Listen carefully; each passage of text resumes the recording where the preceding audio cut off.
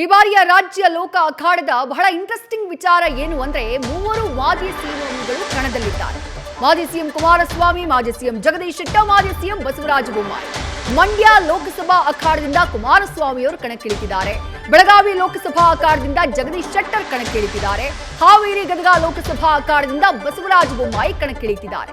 ಮಾಜಿ ಸಿಎಂಗಳನ್ನ ಕಣಕ್ಕಿಳಿಸಿ ಬಿಜೆಪಿ ರಾಜಕೀಯ ಮೇಲಾಟದ ಲೆಕ್ಕಾಚಾರವನ್ನ ಹಾಕೊಂಡಿದೆ. ಬರೋಬ್ಬರಿ ಮೂವರು ಮಾಜಿ ಸಿಎಂಗಳನ್ನ ಮೈತ್ರಿ ಅಭ್ಯರ್ಥಿಗಳಾಗಿ ಅಖಾಡಕ್ಕೆ ಇಳಿಸಿರುವುದು. ಮತ್ತಷ್ಟು ಡೀಟೇಲ್ಸ್ ನಮ್ಮ ಪ್ರತಿನಿಧಿ ಮಧುಸೂದನ್ ನೀಡ್ತಾ ಹೋಗ್ತಾರೆ. ಮಧುಸೂದನ್, ಮಾಜಿ ಸಿಎಂ ಕುಮಾರಸ್ವಾಮಿಯವರನ್ನ ಮಂಡ್ಯದಲ್ಲಿ ಅಖಾಡಕ್ಕೆ ಇಳಿಸಿರೋದ್ರ ಹಿಂದಿರುವಂತಹ ಲೆಕ್ಕಾಚಾರಗಳು ನಮಗೆ ಗೊತ್ತೇ ಇದೆ. ಬಟ್ ಬಿಜೆಪಿಯ ಇಬ್ಬರು ಮಾಜಿ ಸಿಎಂಗಳನ್ನ ಅಖಾಡಕ್ಕೆ ಇಳಿಸಿರೋದ್ರ ಹಿಂದಿರುವಂತಹ ಲೆಕ್ಕಾಚಾರ, ತಂತ್ರಗಾರಿಕೆ, ಲಾಭದ ನಿರೀಕ್ಷೆ ಏನೇನು ಮಧುಸೂದನ್?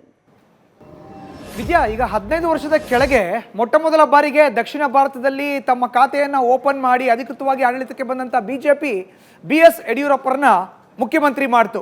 BS ಯಡಿಯೂರಪ್ಪ ಮೊದಲ ಬಾರಿಗೆ ಮುಖ್ಯಮಂತ್ರಿ ಆದರು. ಆದ ಬಳಿಕ ಬದಲಾದ ಸನ್ನಿವೇಶದಲ್ಲಿ DV ಸದಾನಂದ ಗೌಡರು 1 ವರ್ಷಗಳ ಕಾಲ ಮುಖ್ಯಮಂತ್ರಿ ಹುದ್ದೆಯಲ್ಲಿದ್ದರು. ಅದಾದ ಬಳಿಕ 1 ವರ್ಷಗಳ ಕಾಲ ಜಗದೀಶ್ ಶೆಟ್ಟರ್ ಇದ್ದರು. ಅದಾದಮೇಲೆ ಅಧಿಕಾರ ಕಳ್ಕೊಳ್ತು ಬಿಜೆಪಿ. ಸಿದ್ದರಾಮಯ್ಯ 5 ವರ್ಷ ಗವರ್ನಮೆಂಟ್. ಅದಾದ ಬಳಿಕ ಮತ್ತೆ ಸಮ್ಮಿಶ್ರ ಸರ್ಕಾರ, ಕುಮಾರಸ್ವಾಮಿ ಅವರು CM. ಅದಾದ ಮೇಲೆ ಬಂದಿದ್ದು ಮತ್ತೆ ಯಡಿಯೂರಪ್ಪ. 2 ವರ್ಷ ಆದ ಬಳಿಕ ಬಸವರಾಜ ಬೊಮ್ಮಾಯಿ. ಅಲ್ಲಿಗೆ ಎಷ್ಟು ಜನ ಮುಖ್ಯಮಂತ್ರಿಗಳನ್ನ ಬಿಜೆಪಿ ಕೊಡ್ತು? ಒಂದು ಯಡಿಯೂರಪ್ಪ, DV ಸದಾನಂದ ಗೌಡ, ಜಗದೀಶ್ ಶೆಟ್ಟರ್, ಬಸವರಾಜ ಬೊಮ್ಮಾಯಿ.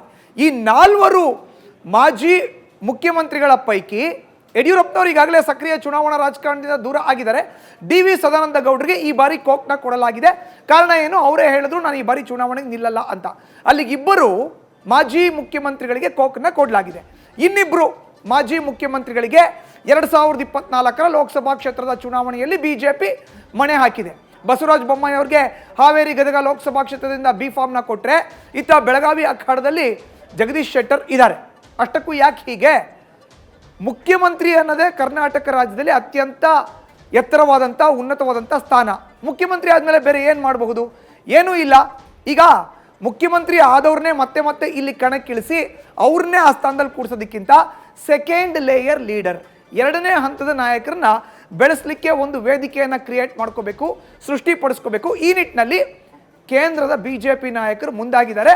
ಈ ನಿಟ್ಟಿನಲ್ಲೇ ಇಬ್ಬರು ಮಾಜಿ ಮುಖ್ಯಮಂತ್ರಿಗಳಿಗೆ ಬಿಜೆಪಿಯಿಂದ ಈ ಬಾರಿಯ ಟಿಕೆಟ್ ಘೋಷಣೆ ಆಗಿರೋ ಅಂಥದ್ದು. ವಿದ್ಯಾಶ್ರೀ, ಥ್ಯಾಂಕ್ ಯು ಮಧುಸೂದನ್ ತಮ್ಮ ಡೀಟೇಲ್ಸ್ಗೆ.